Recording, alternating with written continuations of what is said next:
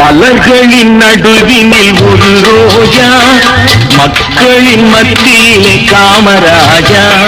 மலர்களின் நடுவினில் ஒரு ரோஜா, மக்களின் மத்தியிலே காமராஜா.